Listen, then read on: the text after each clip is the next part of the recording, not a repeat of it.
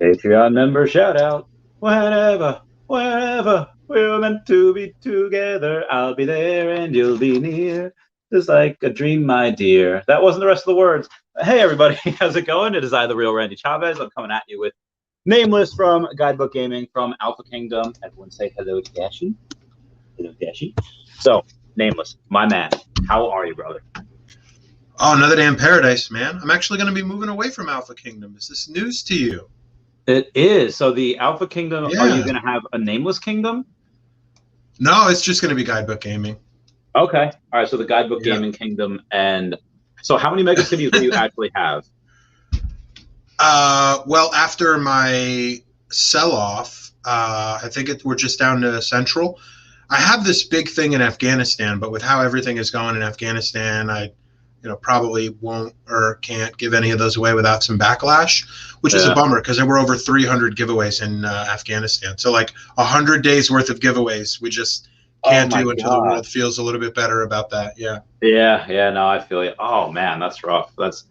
So I guess that's kind of when you did that. What was your first megacity? And how many tiles do you consider before it's a megacity? Like 10,000 tiles? Like, yeah, it's a megacity.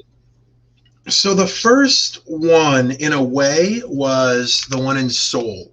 Mm-hmm. And the reason for that was I had picked up the 3 750s, and it was like it was like the little city that could, Yeah. It wasn't really meant to happen. People knew I bought 3 750s there, and then it was, hey, we should make this a big, project, and then they started buying up all around it. Yeah. I think Arya had or has 750s, like, just to the south of where my stuff was. It kind of blew up. In terms of like intending to do so, I think it would have been either Paraguay or Argentina. Might have been. It's hard to say. Back then, Randy, all I was doing was it was like a plan. Find a mall, get a class 1 750 over the mall, and then get a lot of smaller plots all around that so you could give them all away. Oh, that's good. That's good. And so Paraguay, and what was the other one? Argentina? Are you from Paraguay, Argentina? What's your nationality? No, I'm Puerto Rican. Oh, okay. Did you have? I know Puerto Rico is not a huge place, but do you have any cities down there, or did you? I had a big 750 down there. I did end up selling it. Mm-hmm. I might still own the San Juan Mall and the park across the street. It's been a while, honestly, since I really went through and looked at what I still have left after.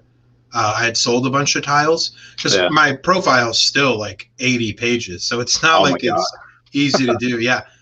Well, with the new enhancements, it'll be really exciting. These new enhancements will come in and you'll be able to just filter by class. I don't remember if country was one of them, but like maybe property size and things like that. And hopefully soon I should be able to have a much better idea, just kind of spot checking what's available. Yeah, dude, I can't wait for that. I've been going on about, I've been talking about people like I don't know if you saw it.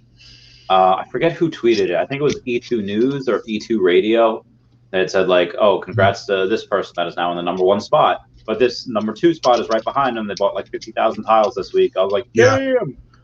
So that was pretty bananas. And we had it's getting out of control. I know. I feel like, fortunately / unfortunately, you have a couple of big whales coming in that are just like, it's a lull in the market. There's a correction. I'm just going to buy this up because they see the potential. They see the future in it. I mean, they see that, I think it was Decentraland. They have like Paris Hilton, like Steve Aoki putting on like a concert in the future. I think they already did that with Snoop Dogg. So I think they just see this as a new medium. And it kind of only, I think Damon John as well has mentioned it a couple times. That was really exciting for me. I'm a huge fan of Damon John. Yeah, like all the way back to Rockaware. Damon John was when I was younger, and you're first lining up those like role models for success, people you're going to keep an eye on and follow. Damon John was on that list. Gosh, like 15 going on 20 years ago for me. Oh, so you knew him like before he was like really famous, like before Shark Tank, like way before all of that. So what has he done? Or not Rockaware, I only really know Fubu. From Mount what? No, sorry. Go ahead. I just misspoke. Gotcha. I only really know him from Shark Tank, but what was like his trajectory how did it affect you when he went from one business to another, or he decided to put some investments? Like, what did you like about him that was so like, this guy's good? It was Fubu. And I said rock. I always like mix up, and I always say Rockaware. I don't know why, but it's Fubu. And you know, it was the way he ramped it up, the way he was able to come in. You know, fashion is a really challenging industry to break into. I think most people know that. I'm gonna move my camera a bit. It's like my name is over my mouth or something. There we go. With fashion being so challenging to break into, and seeing this guy come in and build the Fubu empire was just. It was a big deal to me. I wore it. I had a lot of friends that wore it. Do you remember when the Platinum Fubu came out and they had like the Fat Albert Fubu line? I don't think so. No way. Yeah, I don't know.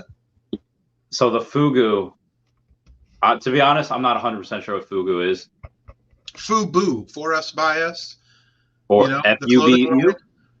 Yeah, Fubu. F-U-B is in Brazil. Oh, wait.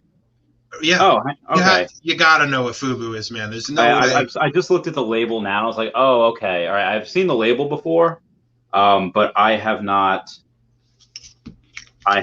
been. How old are you again? 31. Oh, so you're around the same age as me. I don't know. Yeah. I don't know. I wasn't really into like clothes. Like I had some Jenko jeans, but for the most part they were just like hand-me-down stuff I would get at like a flea market. So I never really got into that type of stuff. Even like later in life, when I was like a late teenager, when I had like a job for a little while, I would like splurge on an Ed Hardy shirt once in a while, and that was it. Yeah, those were good times. Those are fun. I do not fit in that shirt anymore. That is beyond stretch. Just beyond. I don't even know if I have it. I don't know where it is. But so after that, what else did he do after Fubu? Well, he made like when you say what else, keep in mind he made a lot of money off of Fubu. Yeah. But then going into Shark Tank, you know, the Shark Group. He's the CEO of the Shark Group, which is a brand management and consulting firm. And anybody who's watched the stream knows how important brand management is to me. And just in general, you know, he's done a lot of speaking, consulting events. You know, he's put out a lot of publications, a lot of content. You can follow him on Twitter. He's always got, you know, things he's posting, trying to get people up and motivated and encouraged. Like I think recently he tweeted something like, you know, when you kind of hit that midday burnout, right? Like, what do you do? What's your go-to for energy? Yeah. And mine is that I'll put on, it's usually rap. I listen to a lot of rap. Whatever's really resonating with me that day, wherever my mind is currently at, I'll put on something in that space, and I get up and I just kind of shake it off, you know, just listen to one or two songs and pace back and forth. Shake it off. Yeah. Yeah, there you go. Maybe not that song, but yeah. I'm trying to think. The only real like fashion brands that I like know are the ones that have been around for a while. Like it would be like, again, Jenko, or like maybe like Levi's. I think Levi's is actually one of the only companies that I think it's American Express and Levi's and like one other company has like no, they have a perfect A1 credit score like Dun & Bradstreet. So it's really hard to do that, I guess, because you need a lot of money to start up the company. And I don't know, is Fubu publicly traded? I don't think so. Well, he sold it a way back, if I'm not mistaken. Yeah. So he sold it at some point. And when you have do you have any pieces of land named Fubu? No. I didn't go for any of the branded EPLs. I went for just like straight 4-letter word EPLs. And when I did sell most of my flexes, I still have like maybe like 7 to 10, something like that. But they were just flying off the shelves, man. I was selling stuff up to 75% off. Yeah, I know. And so like 4-letter EPLs. Quickly, right? It took about 24, 48 hours for me to get back my initial. So my total initial over all the time, I think probably closer to like 36 even still hours, and I got like 40 grand in sales. Yeah. Nice. And how many tiles do you still have left? Like 58,000. Oh my God. It's fine. Yeah. Like that's the thing is It's fine. You know, if Lewis had never showed up, I would have probably kept selling. I Yeah. would have probably expected to get around about 150K, and then would have just called it a day from there. I've still got like 4,500 properties too. So, Is you know, Lewis kind of going silent on us again. That's not the best sign, at least for me personally. yeah. But you know, it is what it is, right? And when you got some of that money back, did you just like, all right, and put it in the bank account for a rainy day, get some USDT just to do a little trading? What type of stuff did you put that into? Hold on, I got my camera going the wrong way. Surely. Thank you, Brendan V, for that comment. So I'm sorry, what was the question? I'm struggling with this chat bubble over my face here. Oh, all right. Let me get that out of the way for you. There you go. So when you got that 40 grand from Earth 2, what did you happen to do with the fund? Did you take that and you put in another investment, held it for a rainy day, pay off your mortgage? Yeah. What do you have in mind? I'm going to drop it all into Apple. It's all going into Apple. Why Apple? Well, I mean, you look at the number of hedge funds betting on Apple, and they're using it as their big long-term safe bet, you know? Mm-hmm. So you've got, you know, dozens of hedge funds, you know, probably totaling over 100 billion in Apple just because it's low risk. So they can play around with more high risk stuff, you know, maybe some emerging tech stocks, maybe some, you know, transistors, for example, are like a hot thing going around on like Motley Fool and stuff like that right now. Oh, there's shortages of this, buy this. These companies are going to go up because of demand, et cetera, et cetera. Yeah. And you can do that. You can play those bets. But I don't really have the time, you know, to do more in-depth research, do like a day trading thing. Day trading is really fun. I've played around with it. That is hard. And that I don't have like the constitution for that. I would get so freaked out if, like, again, time the market is just not my specialty. I'm usually very early to things before and I'll buy it. It'll dip. I'll buy the dip before it goes up. So yeah, if you have that skill, I mean, I know you said you're making a decent amount at your jobs. Like, you would have to make a lot of money day trading before you would leave your job for that. No, I wouldn't, honestly. You know, the thing is, yeah, I'm very happy with my salary, and we've talked privately. I won't share numbers here, but we've talked privately. Even if the pay weren't as good and other companies, other jobs, it wasn't as great, I love the job. And you know what they say, like, if you do what you love, you'll never work a day in your life. Yeah. I tell people all the time, I feel like I haven't worked a day in like the last 5.5 years, because working in risk management is so exciting and it's so challenging. And the more specialized you get, it almost becomes like redundant. So what I've done is I've made my specialty being sort of a jack of all trades in a way, which we don't really have that in risk management. There's not a lot of people who understand brand risk, legal risk, cyber risk, identity theft risk, synthetic identity risk. You know, the list goes on and on and on and on. And that's what I've tried to do and build around myself is, if you have a problem and it's, you know, poses a risk to your brand in one way or another, I know at least a little bit about that, and typically enough to help. Okay, good. So I mean, as long as you're coming home with like a smile on your face every day, you're walking out of the office, but that's good. And I'm obviously, remote. I'm sitting right here with a smile on my face every day. Oh, so you're chilling. Yeah, I'm chilling. Dude, that's great. I just go hug my baby whenever I want, and you know, just go get coffee. And the governess is downstairs with the kids all day. My wife is a kindergarten teacher. It's been wonderful. I used to have to travel to and from the office, and because I don't drive, I would either take the bus or I would Uber. Yeah. And, you know, it adds up. Not enough that it hurt or that we really even noticed it. Definitely still cheaper than having a second vehicle for us, between car payment, insurance, all of that stuff. But, oh, man, being remote, we want to get an elliptical. I tell my wife all the time, I said, I need like a little hamster wheel for myself or something, because, you know, I'm not getting any exercise. I'm not taking care of myself. I need to take better care of myself. So that's one of my upcoming goals. Okay, cool. Yeah. Elliptical, just hang a heavy bag in the backyard, just go crazy on that. That's always fun. Are you going to the I E2 want to get summit? back to boxing so bad. Do it. Are you going to the E2 summit? Yeah. Because we're going to have some boxing matches there. I think so. Who are you boxing? Not me. I don't know. I would need at least 5 years to prepare, even for an exhibition.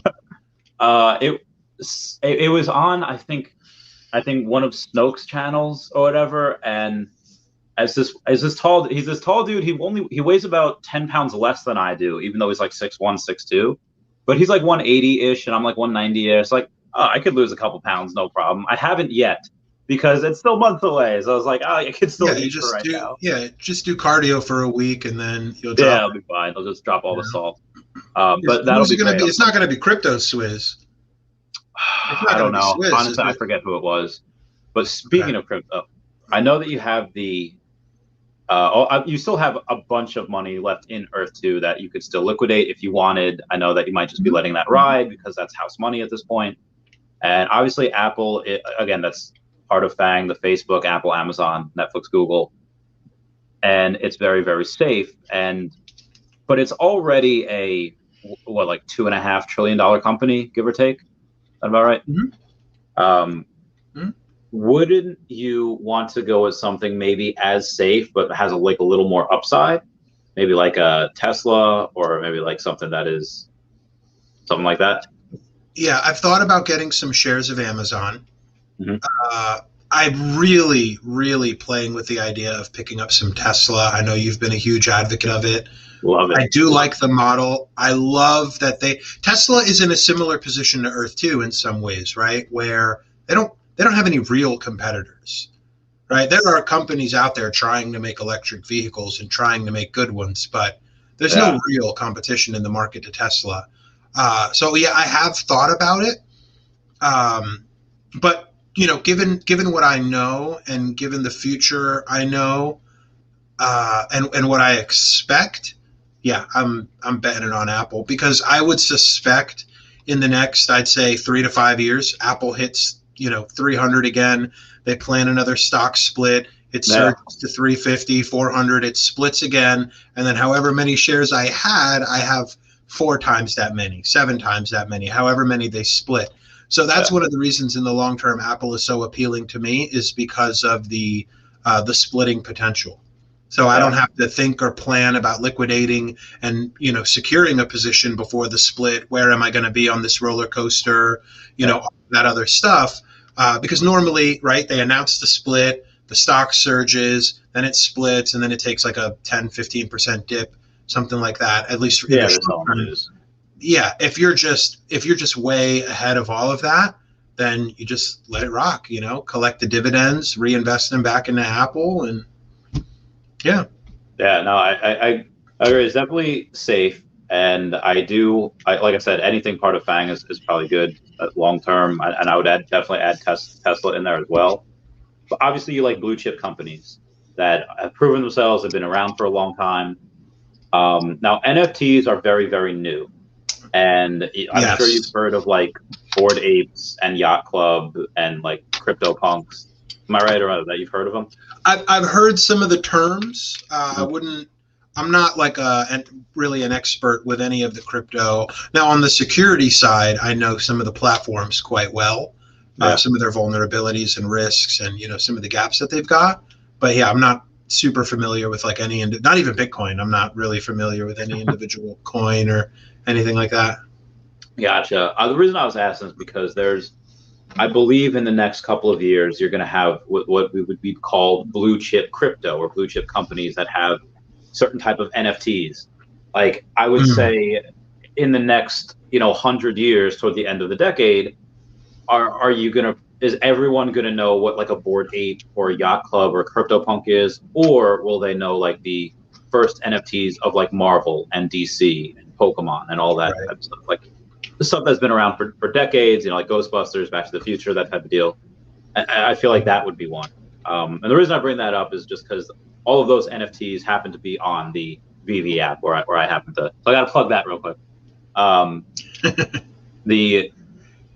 So what can you tell me about? You said you're pretty intimate with some securities. What do you know about Ripple and their XRP token and the lawsuit that's been going on there? Can you tell me anything about that? I don't think so. Let me take a quick look. Yeah, Ripple was the company, XRP is the token, and for selling unregistered securities. No, yeah. So when I say security, I'm thinking like account security, cyber security. Oh, okay, gotcha. You know, yeah. So I mean, from this perspective, no, this would be new to me. Mm-hmm. It looks like did they get their discovery deadline extended? Oh, severely prejudicial, so maybe not. Either way, that's something that I wouldn't go into. Yeah. That's just me, but that's obviously all my eggs are in that OMI basket. It's done pretty great already. I'm pretty excited. Yeah, and congratulations, by the way, on all your success with that. Why, thank you. Why, thank you. The one thing I did not sell though is Earth 2. That's something that I just because I believe with that crypto, or because like they said, it'll be a play to earn game. Do you think Essence is the crypto? No. What do you think will be the crypto, or what is Essence if it's not? So Essence, I believe, is an in-game earn and burn. Mm-hmm. You know, however you earn it, it's meant to be burnt. Now, I'm going off of the TOS when I say that. The TOS are quite clear. They don't say we can or will create any number of cryptocurrencies. Nothing stopping them from doing that. But the TOS are pretty clear. They can convert your white balance, your e-dollars, into a crypto that they may create. And then, of course, the value of your virtual land would then be measured in that crypto. Yeah. So if you have, like right now, I've got 35.5 sitting in my white balance. I'm still working out some of my withdrawals. I haven't received it all yet, but we'll get through it, you know. Yeah. Withdrawal support has been amazing, by the way. There's not a lot of people trying to withdraw what I'm trying to withdraw, so I understand there'll be a little bit more friction in the flow for me, and I'm okay with that. Yeah. But yeah, I'm not big on speculation, mm-hmm. You know, and that's one of the reasons I love Apple is I don't have to speculate about Apple's success. It's there, it's tangible, it's not going anywhere. And with Earth 2, same thing with the Essence being a crypto. That there's nothing in the plan, nothing that they've even hinted at, in my opinion, that suggests that if and when there is a crypto, it would be anything other than our white balance.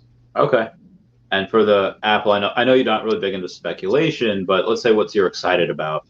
Excited about the Apple glasses? Are you excited for the AR that they're going for? What do you got in mind? I want to see them succeed in the AR and the VR space, and seems like they've hit some really big hiccups, and they're managing the press on this really well. But I want to see the Apple car. It kind of goes back to what I was saying about Tesla not having any competition. You just wait until that Apple car comes out, and then we'll see if Tesla has any competition. Do they? I don't know. Yeah, but if Apple can put out a car and its price point can even remotely compete with Tesla's, like what is your base Tesla going for? It's like 125 or something like that. I don't know. It depends on the car. Like the Model Y is like 30-something thousand. Oh wow, they go all the way down to 30,000. Yeah, but that's the Model Y. I mean, the Model 3 is just 50-something thousand, but it's better. The Cybertruck that comes out next year will be like, I think the base with that is like 48,000. Mine's gonna be like 60 because they get the full stuff. Why did I think they were over $100,000? Yeah, there's the Roadster and there's the Model S. Those are both over 100. Okay, I gotcha. Yeah. And then the new Roadster that's going to come out, that's going to be like $250,000. That's going to be nuts. So if Apple can get one out for like under $50,000 and one out for between $100,000 and $150,000, you know, it's not going to be the end of Tesla by any means, of course, but it'll bring them some real competition. And, you know, people will buy anything and everything Apple does. Another reason I believe in them for the long term is, I mean, just off the top of your head, do you know where Apple's making most of its money? The iOS store, and that a lot of people don't. No. Yeah, to an extent, yeah, it's all on subscription services and in-app purchases and things like that. Think about the growth potential. Like when you talk about being over 2 trillion, you're almost asking the question like, how much farther can they really grow, right? Mm-hmm. Well, think about this. Apple has the largest market share of nothing. They don't have it at PCs. They don't have it in laptops. They don't have it in tablets. They don't have it in phones. It's just moon, Randy. We're just going straight to the moon, That's whether anybody really likes it or not. I never thought of that. I would have thought they they're had it in a couple of spectacular. Yeah, and they're spectacular at moving liquid offshore, protecting themselves from taxes. They've taken out like something like over 100 billion in debt just to keep their taxes low. They don't need that 100 billion in debt. They do a lot more than just make, products that people like and enjoy. And with that, I always do like to mention, I use an Android phone, but I buy Apple stock, so That's great. yeah, they're just going straight to the moon. In my personal opinion, I think 5-10 years we could see Apple double its current valuation at least. Oh yeah, I think by the end of the decade they'll definitely be 4 trillion. I also think by the end of the decade Tesla will surpass them at 5 to 6 trillion.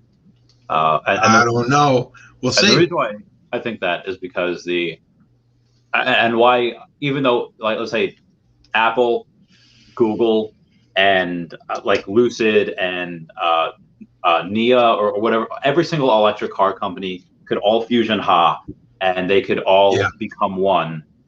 They wouldn't have a tenth of what Tesla has as far as miles driven is concerned for their full self-driving. That they could go and they could make a cheaper car, and they could make it safer somehow. Tesla's got the best NHTSA ratings, but they could make it safer, they could make it cheaper, be more efficient, and in every single way. It's just that full self-driving is going to be a $1 trillion market, like a multi-trillion dollar market, because that's going to eat up Uber and Lyft. So like I said, I wish the best, but full self-driving started at like.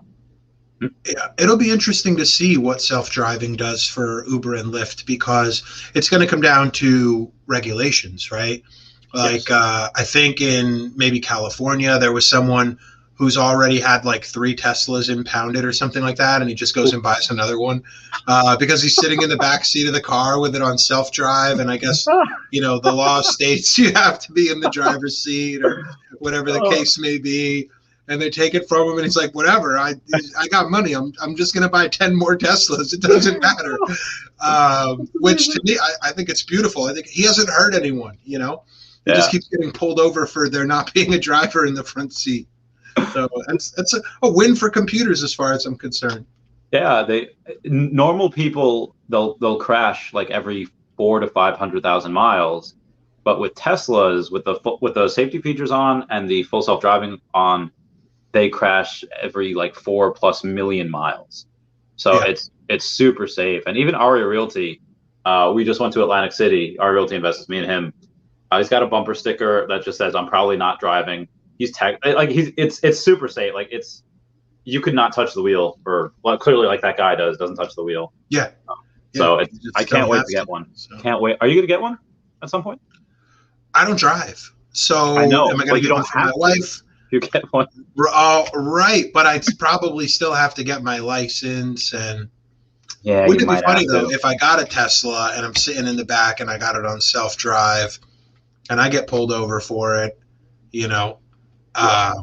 It's just going to be, what are you going to do? Cite me for driving without a license and take my Tesla away? Like, I don't think so. That's true. I don't know. I don't have the type of money that I could just replace that Tesla. Maybe like 2 or 3 times, but then my wife is really going to start asking questions. Where'd our money go? That'd be great. And I would love to see, I know Tencent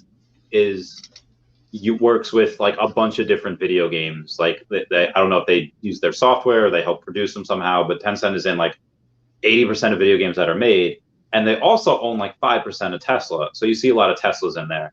Think we could see a Tesla in Earth too? I mean, I don't see why not. Like it really depends on if users can create whatever they want. I think it would be more a question of, do you think Earth 2 is going to care about removing Teslas from the game more so than, so I think we already have tile arts of Pokemon and Dragon Ball Z characters and McDonald's logos. And so like all that stuff is already here. You give people a platform where they can create and express themselves. That's exactly what they're going to do. I love that. If Arya wants if he wants a Tesla in Earth 2, he's just going to make one or buy one. That's it. That's how I look at it. Did you read about that? Well, it wasn't even an NFT. It was just a digital copy. I think it was in Minecraft or Roblox of a Gucci bag. and the actual real physical Gucci bag sold for like, $3,000 or whatever. But this digital one that was not even an NFT sold for like 4,000. I was like, what? That's insane. Yeah, it was. The thing with NFTs is, I get the appeal, I get the draw, and I do think there is like some amazing potential there. And I think you've probably honed in on Vivi and OMI and some of the partnerships that they're getting, and that's probably the way to go. So there's really smart on your part. Not really for me. Yeah. Not a big thing for me. Like, I was never a big card collector. Like, back when Yu-Gi-Oh was brand new, I had everything. For anyone who remembers like how rare the Exodia pieces were, I had probably 4 or 5 copies of each one. And when I was done playing Yu-Gi-Oh, I just gave them to my little cousin. That was probably, like, people ask me what my worst financial decisions were ever, and that was probably the only even bad financial decision I've ever made. We were only on the first 2 sets of Yu-Gi-Oh at the time. I don't even think the 3rd expansion of cards had come out yet, and I had all of it. Like, those cards today, I mean, probably like, at least a couple $1,000s. Like, I don't think any of them were first edition or anything like that, but probably at least a couple grand. Yeah, those are really good. I still, even if it's not, because I watched the show. I actually just started, or not just, maybe like a month or 2 ago, started rewatching the old show because it's really good. Like the way that they go and they get bonuses on certain fields. Like, I'm really hoping that we get something like that, like monsters in Earth 2 or in the Viviverse, that type of deal, where you get bonuses based on the land that you're on. Oh, ice monster in Antarctica. That would be great. Link down below, guys. Also, link down below for Guidebook Gaming. Hey, I mention you guys in like every single stream because that's just the Earth. I always still, every stream I mention Earth 2 news, like the 1 or 2 pieces of news that's out there. I'll mention it for like a couple minutes. By the way, are you going to have a, let's say by the end of this year, we have a bunch of stuff picking up and a bunch of new people in. Would you like revamp Guidebook Gaming, make it something different? Would you continue it? Would you be like, nah, man, I'm tired?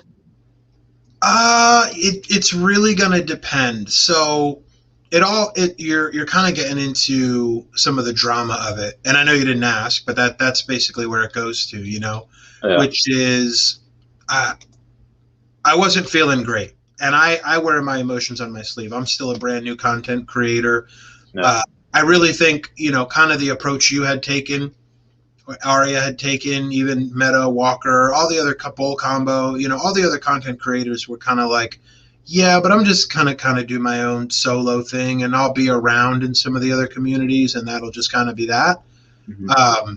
That's what I shoulda, woulda, coulda. So now that we've kind of broken away from Alpha Kingdom and got the Guidebook Gaming server up and running, I don't see why not. I will be taking a break, a more visible break, in the sense that when Age of Empires come out, I'm going to do a couple playthroughs of that.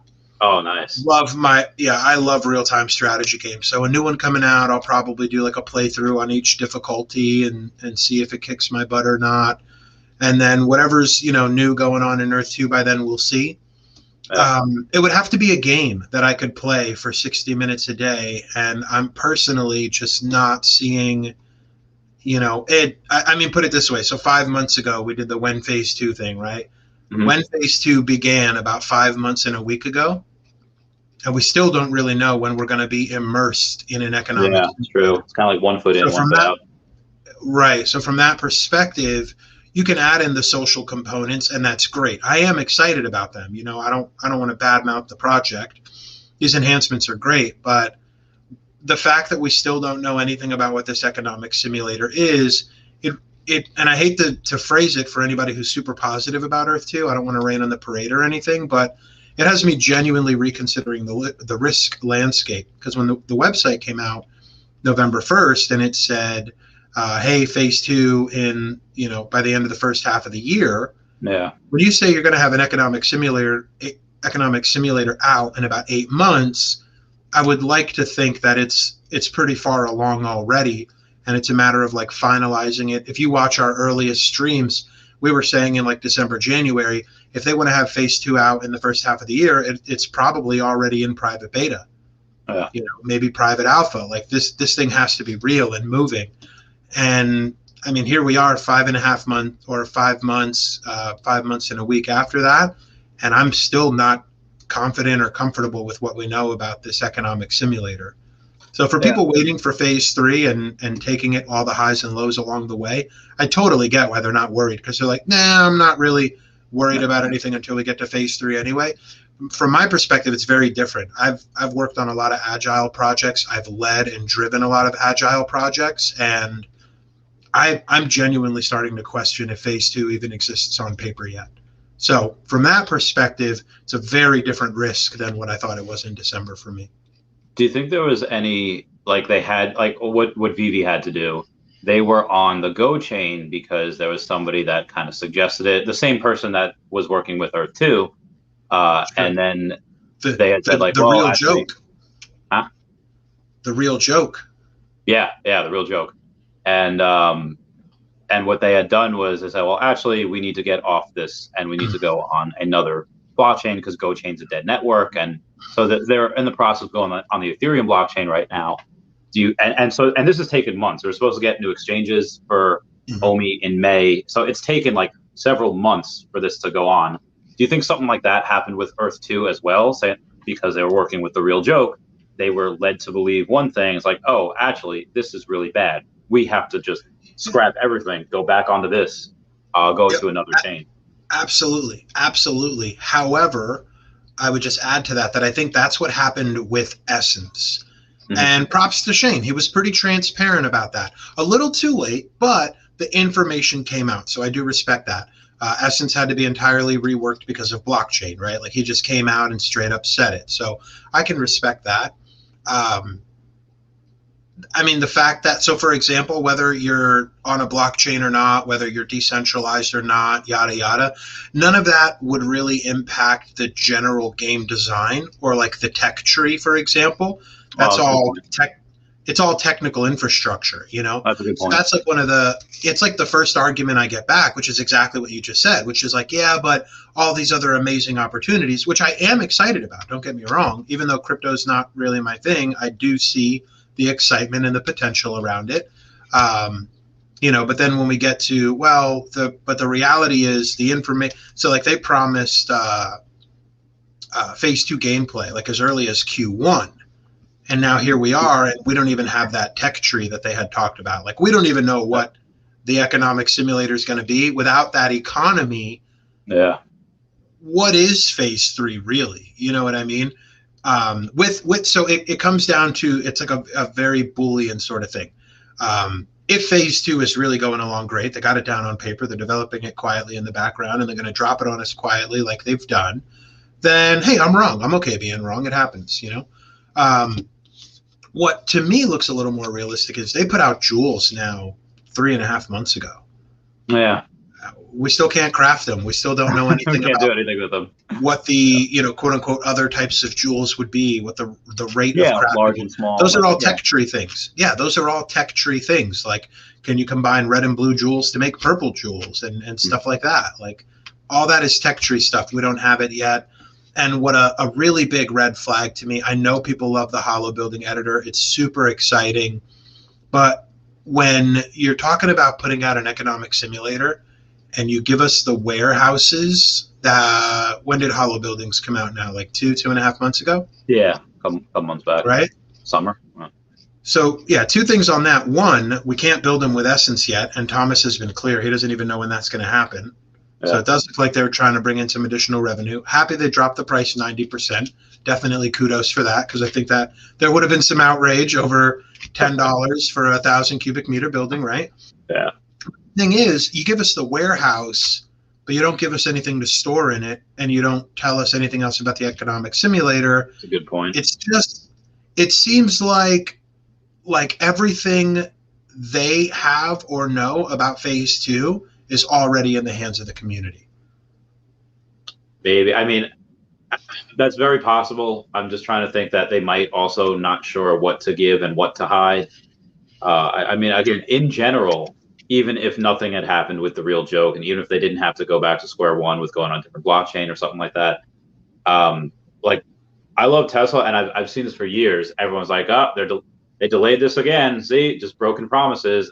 This happens with $100 billion companies all the time. I'm not surprised that this has happened with Earth 2. Delays are totally okay. Yeah, and I 100% agree with you. Delays are okay. They're normal. They're just part of doing business. You think you can do something and then you can't. The lack of communication around those delays is what I think creates some concerns for me. Yeah. And then specifically, now I've called it the fog of war. Are you familiar with the term fog of war in a video game? In Advanced Wars, I don't know if you ever play that, where you can't see the battlefield because there's fog, and you have to go on a mountain, and then you get more vision. Is that right? Okay. And then like your enemy's on the other side of the map somewhere, and you got to go find them. Yeah, but you don't know if you're going to run into them. But yeah, okay. Right, exactly. So that's my whole thing about Earth 2 is right now, in my opinion, we entered the fog of war like right around the time Hollow Buildings in Essence came out. So here, when I say that, it's like, what do we know is definitely coming as it relates to phase 2 and phase 3, right? Well, we'll probably get more terrain videos eventually. Nathaniel talked about it, I think the last time, June 30th. So I have a lot of confidence that video is done and ready to go. And for whatever reason, Shane's holding off on it. No idea why. Maybe, other people kind of having some influence on the decision. But then you look at, what do we know about phase 2? We know that we should be able to break down jewels into shards and craft them at some point. Yeah. And we know that eventually resources will be stored in the hollow buildings we have, right? Yeah. That's it. We don't know anything else. That's true. So that's why I call it the fog of war. That's true. That's a good point. Typically what I do is I usually, when I see stuff go down that I do believe is a good project, I double down on it. I haven't really been able to go full force in this ever, because when this first started, I was paying off that Pokemon card.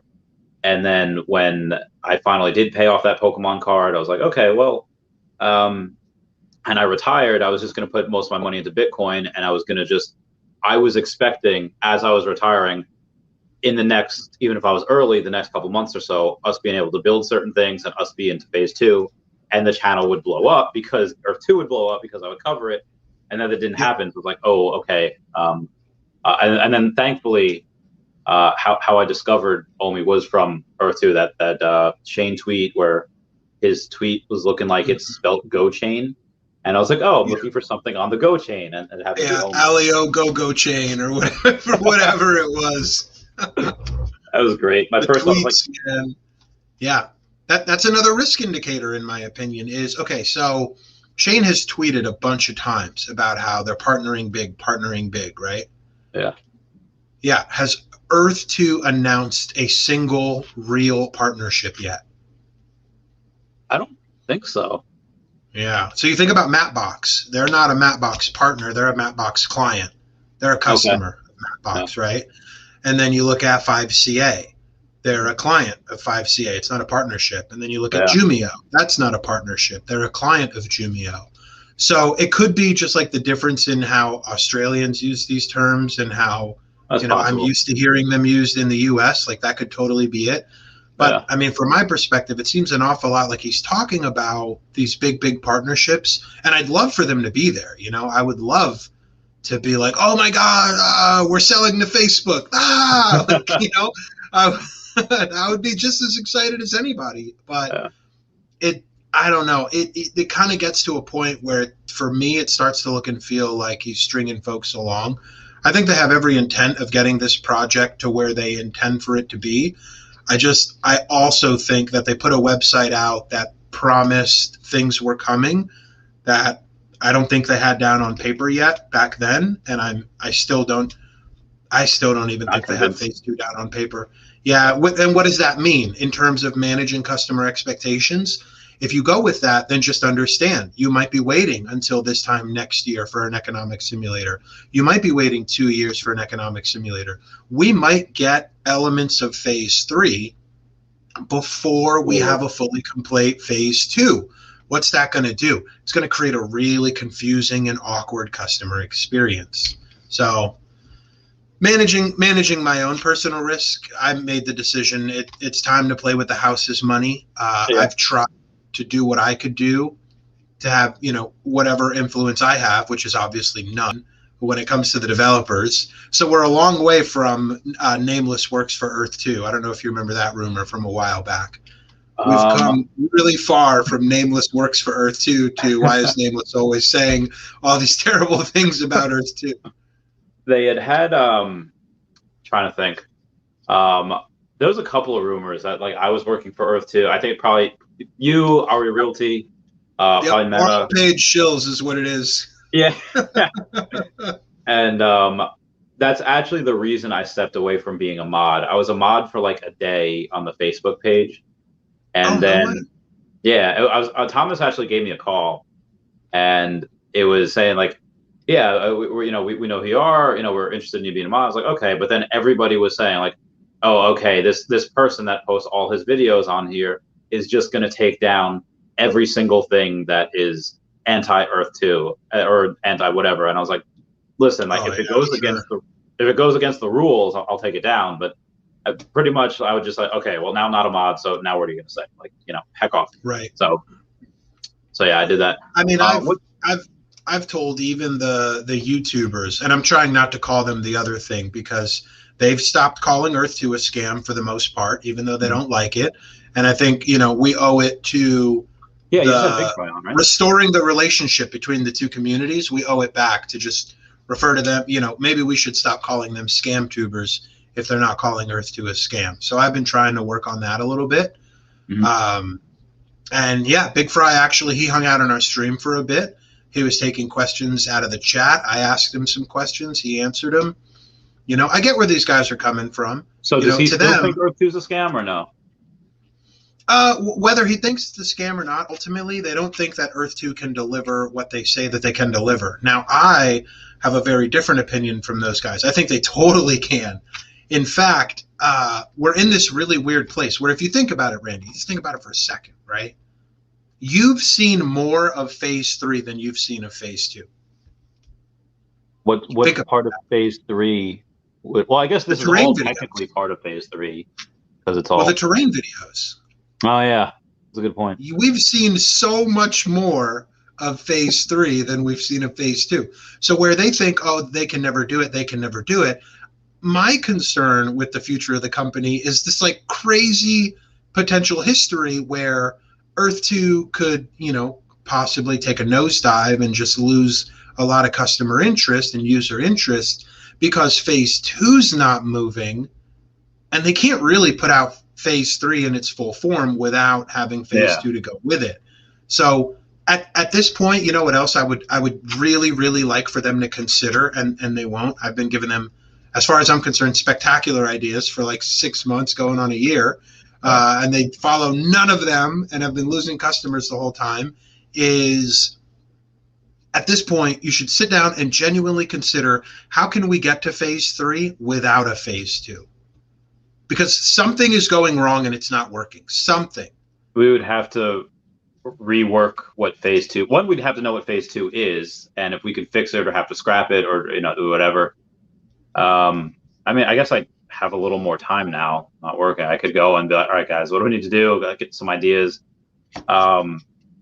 I mean, it's definitely not like a money issue, because remember that video I did where Shane had like a silent partner where the guy had like a realty company or construction company. So if they needed more money, I'm sure they could get it. So it's not that. I think it's more that just, again, like when Tesla Model 3 production was going through hell, Elon Musk was one of like the best engineers out there, best coders out there, but the production hell is what they had to go through, and they had to figure it out or they were going to die. And that was only a few years ago. So I think Earth 2 might be doing something similar, going through that anyway. What they know their product is good. They know they have one of the best products as long as they can finish it. It's just the production and trying to lead up to it is big. Yeah. But I wanted to get your opinion on this, where I think it was Wolfgang has another project that he's working on. Started with Phoenix Realty, I guess, same months he started Earth 2. I don't. Do you know if he's just on there as like a consultant, or if he's on there as like a one of? I mean, obviously you can do two things at a time. I ran two businesses at the same time. Elon Musk runs like four, so obviously you could do that. I just want to know your thoughts on it. I would have to look further into it. So I'm taking a quick look. Narrative and gameplay design, Phoenix gameplay, November 2020. Looks like this is out of Germany, Hamburg-based mixed reality studio. I mean, I look at this and I say this is all phase 3 stuff. Mm-hmm. So are these companies working together, or is he working for two different companies? I thought he was also a college professor. Oh, damn. He's got his plate full then. Yeah, he also is a freelancer for BitBarons, frequent contributor, the games podcast.de, Walk Games Productions. He has his own. If you look at his LinkedIn, he's got so much. He's got like 5 things that are listed, to present. Yeah. So. I mean, I don't know. Like, I was just going to say, I would be apprehensive to read too far into it because it doesn't appear on Nathaniel's LinkedIn. It doesn't appear on Shane's LinkedIn, and it hasn't been mentioned in Earth 2 anywhere. Where if you look at the other side of the coin, right? Like look at the drone announcement. That's not to say that there's nothing there with that Phoenix reality, by the way. But look at Drone, for example. We know that Drone announced that Nathaniel was leaving Drone. We know Nathaniel came over to Earth 2. We know Farron was announced he was leaving Drone. We know Farron came over to Earth 2. We know Nathaniel is the one communicating in the Drone Discord that they don't have an announcement yet. Oh, you see what I mean? The writing is on the wall, and it's getting bigger and darker and more clear, and it's just obvious. Yeah. So that, to me, it's like I've said, I don't really like to speculate, but there's like evidence mounting to support the idea that Earth 2 bought Drone, and Nathaniel's a part of this conversation. Otherwise, why is he still communicating in the Drone Discord, and why is he the voice behind, well, we can't say anything yet? That's a good point. Good point. God, I would love that. I think that maybe that's the news. Thomas said that next update will be bigger, so maybe that's the next update. Oh yeah, by the way, Botron. I know we've been speculating on that for a while.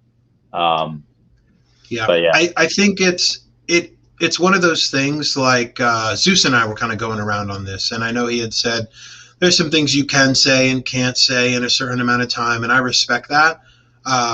But if Shane is tweeting teasers, 7-figure tech acquisition, yada, yada, then we're in a position where like PR could be put out, even to the extent of Earth 2 enters merger talks with 5 studios. Yeah. And that would have been so much of a hype. That would have been such a promoter for the company. Like, look, these guys made so much money. They're going out here and they're buying a whole video game development company because they're serious. Yeah. Now, I love that. Yeah, I think for folks who are already in the community, it's going to be very anticlimactic when it gets announced because it's going to be like a slow clap, like right. You finally told us what we already knew. So, it doesn't make it bad news. It's obviously still great news. Yeah. I just think it was a big, big missed opportunity in terms of hype and advertising and putting the image of the brand out there. Yeah. The one thing that and again, he said just because we don't mention it doesn't mean it's not happening. What? You see? No, that was the stuff. If you notice, it was so cool and so exciting in December, November, even in like Q1. But as we got to a point where the list of promises was getting bigger and bigger, and the list of things they've actually delivered, it just wasn't keeping pace. Mm-hmm. The tweets they're starting to get a little more of a sour reaction. Like even Meta commented on the last one with the GIF of like, "Oh look, it's Groundhog's Day again." Oh no. People are not as happy about the cryptic tweets. It just overall. Yeah. And why is that? Because it's all about managing expectations. They can fix this. We're working on a project suggesting, hey. These are the things that we think are important for you to consider. These are the things we think are important, would kind of get the perception of the brand and the value of the product back on track. Do you know how customer satisfaction works? I mean, I have an idea. It's like they fill out a survey and like, how was your experience? And if it was something bad, what happened? What can we do to fix it? Am I right, in the right. ballpark? Well, yeah, customer satisfaction comes down to three very simple components. Mm-hmm. And if you think about how Earth 2 has managed that, you can see like everything seems like the company's going in the right direction. That is not the problem. The problem is if your customers aren't happy, they don't spend money. Happy customers have no problem throwing money. Apple says, hey, by the way, guys, we're taking chargers out of the boxes when you buy new phones. But guess what? Customers are already happy with your product. So they're like, oh, who cares? Take the charger out. I love it. You know what I mean? You're managing the expectation of the customer. They don't even care that you're not selling them chargers anymore. They have to pay extra, whatever. You look at Earth 2 on the other side and getting to the components of customer satisfaction, there are three. There's customer expectations. Mm-hmm. That is the core of satisfaction, is what you expect and whether or not the company delivers it. Whether the company delivers its expectations or meets your expectations impacts the other two components, which are perceived value and perceived quality. Right? So a product that always meets your expectations and a company that always hits its own goals, in your mind, is going to have a very high perceived quality, right? Because they're delivering everything they say when they say they're going to deliver it. That's a quality experience. You're going to view it as a quality product. And then the value, you're going to view the value of it as higher. Apple puts out a new phone like every year at the same exact time. How often is that phone game changer from the last year? Almost never. Right. Right. Guess what? You know that phone is coming out. You know it's coming out every year. You know it's coming out on time. There you go. Yeah, that's a good point. It all goes back to and that's why customer satisfaction is not based on real value. It's not based on real quality. It's based on perceived value, perceived quality. So you start with the expectation. Yeah. You start with the customer expectation. And then that is, again, what influences the perceived value, the perceived quality of the product.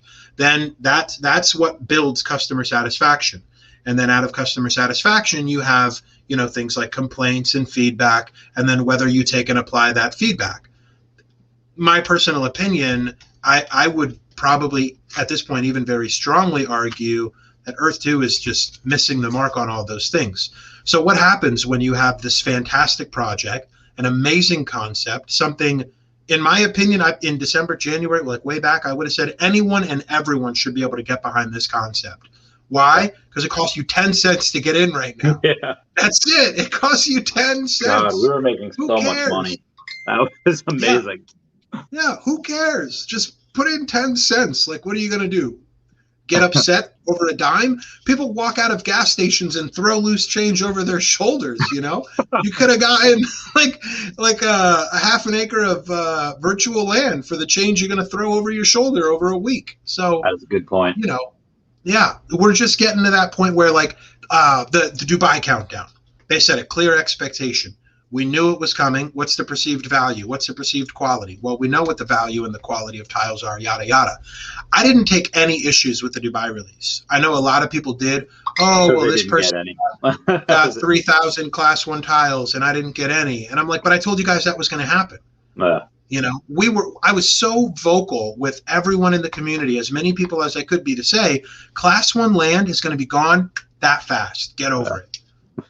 Because this product is succeeding. It's not a bad thing. It's a great thing that land was gone in 30 seconds. I see that all the time with Vivi, where you have like a couple 100,000 people going for 30,000 comics, and people are like, there's like, I didn't get any. It must be bots. It must be a bunch of people that are going and using the bot. And maybe like 1% of the users are bots. So like that's an issue with everything. Mm-hmm. But I was like, guys, I've been here before. It happens every single drop of land in Earth 2.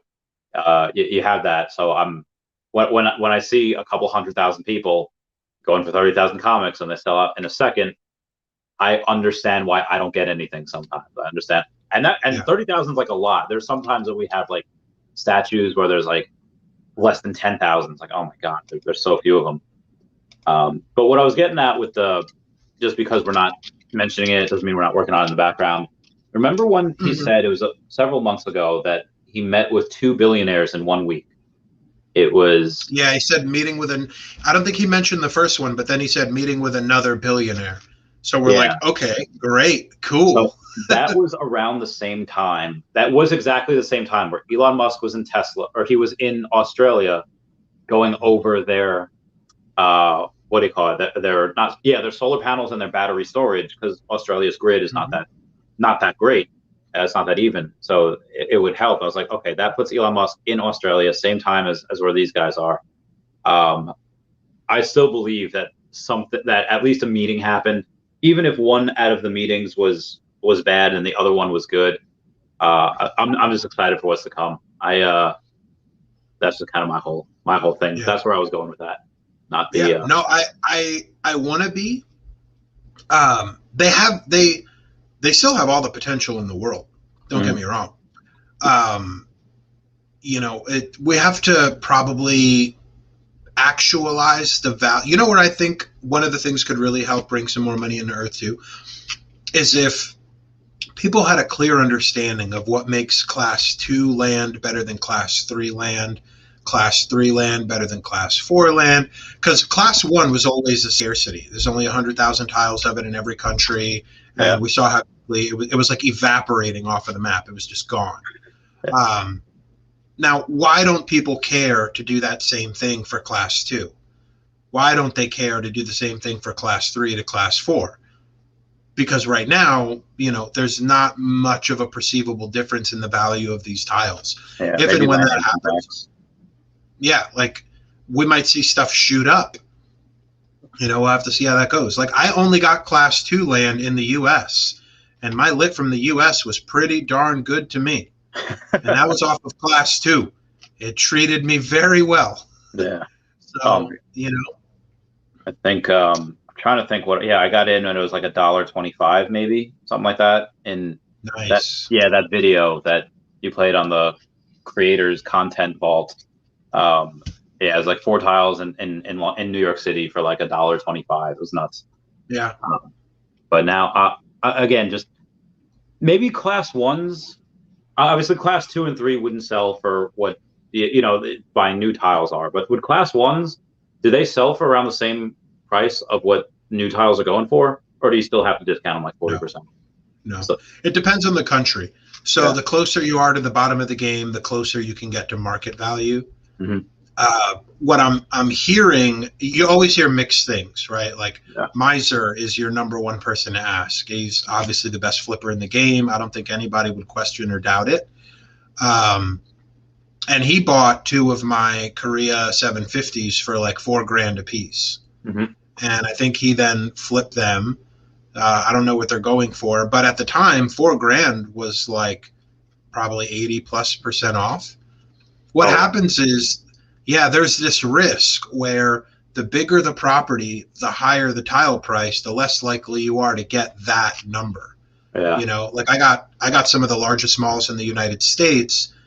Earth 2 says they're worth over $20,000. I would be lucky to get $1,500 to $2,000 for any of them at this point, because people do not want to spend more than like $6-7 a tile, no matter where it is in the world. That's a good point. Because why would I do that when I can go get it, for cheaper somewhere else, whether that's Spain or France or Germany, so the market is in a weird place, and we'll have to see to what extent does that all pan out in the long run. Here's the question, I think, is the market slowing down, or are, the holders just getting more comfortable where they're like, I don't want to sell anything else. I'm going to hang on to all this, so that people trying to buy out of the market can't really find what they're looking for. That's also true. I mean, which is it? We don't know. I was talking with, I'm not, like I said, I have almost every reason to sell, because I see OMI going up like another 8x from where it is right now by the end of the year. So I have every reason to sell, even though that Earth 2, I think, has more potential, because again, the crypto's not even out yet. I think that has more potential in like the next year. But I just think that OMI will do that sooner. And that's why. But I still won't sell. Arya Realty still has like 150,000 tiles or something like that, and he's already cashed out like 40K. Yeah, and that's the thing is he was. I couldn't get my wife on board, or I would have smashed him, man. I would have smashed him in December. That would have been the end of that. I just couldn't get her on board. When he was at like $7,000 in, I wanted to take the top of the board with like 25K. And my wife was like, are you insane? And I was like, babe, listen. Italy is still 17 cents a tile. France is 12 cents a tile. Germany is 19 cents a tile. Like, I can buy this game. It won't be Earth 2. It'll be Nameless. If you had come in that early and dropped in that type of money, and I did believe in the concept that much, I really did just go all in. But I had just recently gotten done kind of reconsolidating a lot of my finances and just dumping anything and everything I had in Apple. And I'm very transparent with my wife about our finances. So even as I was putting more money into Earth 2, she knew about every dollar of it. And I would rather her have known about it and be upset about it than not know and then find out and then be furious, Let me sell you on Vivi and OMI real quick, because like I said, what NFTs are going to be worth a lot in the future? What are going to be remembered? What are going to be known? Do you think it'll be like a Bored Apes Yacht Club that like nobody knows about, or do you think it's just going to be another product by like a Disney, by Marvel, by Star Wars? Right. Now, no, I do agree with you, and that's why I've said like you going into the space, I 100% agree. There's a future here. There's potential here. There's going to be profits here. There's a massive growth opportunity here, 100%. Yeah. And the land that they're coming out with now, similar to Earth 2, they said, the Viviverse is going to be coming out in December. They said this in like May, give or take. And I was like, okay, well, I didn't even cover it because like that seems a little soon. Because the app was still glitchy, it was still buggy, and it still even is a little bit now. And then they had since said, okay, well, actually, it's going to come out in around March or April of next year. So I'm thinking like, all right, Viviverse is probably not going to be out until summer of next year. But even so, not only do you have, they're going to have land in the Viviverse. They have this wicked thing with collecting the NFTs, where every single NFT you get, that is, again, it's not just a random NFT of like an 8-bit, JPEG. It's like actual digital collectibles of Superman, Powerpuff Girls, and all these amazing brands. And for each one you collect. DC too? Do they have what? You said Superman. Do they have DC now too? Yeah. DC was the first ones that they had. The first NFTs that they have are 4 different Batman statues, and a lot of these NFTs that, again, they have licenses with all these companies.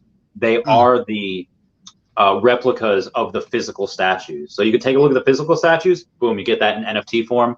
It costs less on the drop. When they drop it, it costs like anywhere between like $25 and like sometimes like $400 if they're like really, really big. But even still, like they don't get damaged. I think I've done so many videos on them disrupting collectibles. And for each collectible that you have, you get points that you can spend in the Viviverse. For the OMI coin that's attached to this, you're going to be able to buy land with OMI. It's not just fiat that we had in Earth 2. So it's got a lot of utility on it. I've spent probably about $450,000 on just OMI. I've spent probably $500,000 between OMI and the NFTs, and it's not like I have an extra $500,000 on top of that. No, that was everything. I told my girlfriend, babe, if this doesn't work out, I'm gonna have to move in with you. I'm gonna have to go back to work. I'm gonna have to I've been eating nothing but Taco Bell. Like nothing has changed. So I love you. I was stressed out when I thought you were leaving. I was talking to Tech Ops. I tried to like buy Guidebook Gaming from you. I talked to Predict. I was like, hey, can you host with me? I was going to like Arya Realty, because everywhere Guidebook Gaming needs a name. Like Earth 2 needs a Nameless. They need Guidebook Gaming. They need that type of thing. Oh, stop it. So like the same way Amanda Waller like shot a dude or like injected him with Bruce Wayne's DNA because she knew that the world needed a Batman. saw that Batman was getting older. Boom, made a new Batman with Terry McGinnis. Spoilers if you haven't seen that. And that's like a genuine honor to me. Thank you. And I don't know if you know this, but Batman's my favorite superhero, and Batman Beyond is like actually my favorite, like, you know, next gen sort of hero. So the reference will work. And basically what I'm trying to say is that I love you. I think the world of you.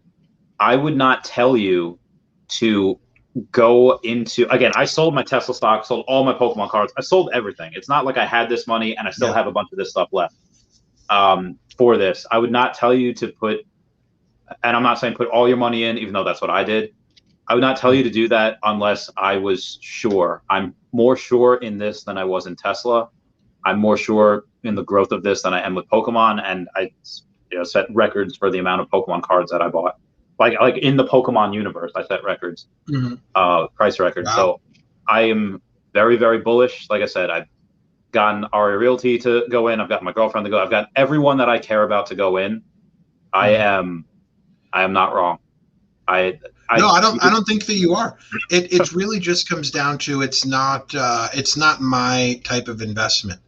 I want, like, crypto would, and it kind of stinks because of, you know, my strategies of things that mean a lot to me. I'm probably going to miss a whole crypto wave, and I know it.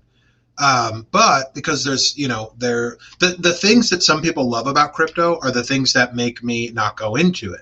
Right. And then the things that make me not go into crypto are the things that make other people not go into crypto. And it's all around, you know, things like regulation. If somehow, some way your Vivi disappeared tomorrow, well, who's responsible for that? Do you know? Yeah. The part of the reason why I'm so bullish on it is that they made sure that the OMI token was utility based and not security based.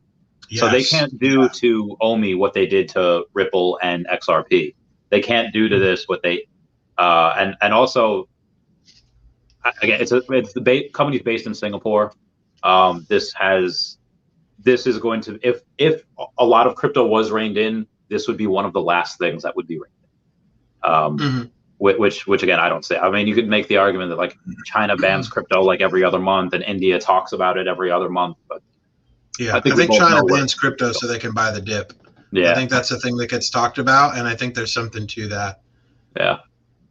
So this is, I've not been more bullish on this than anything else. And like I said, I will if you go in and show me that you win it, I will gift you a Batman NFT.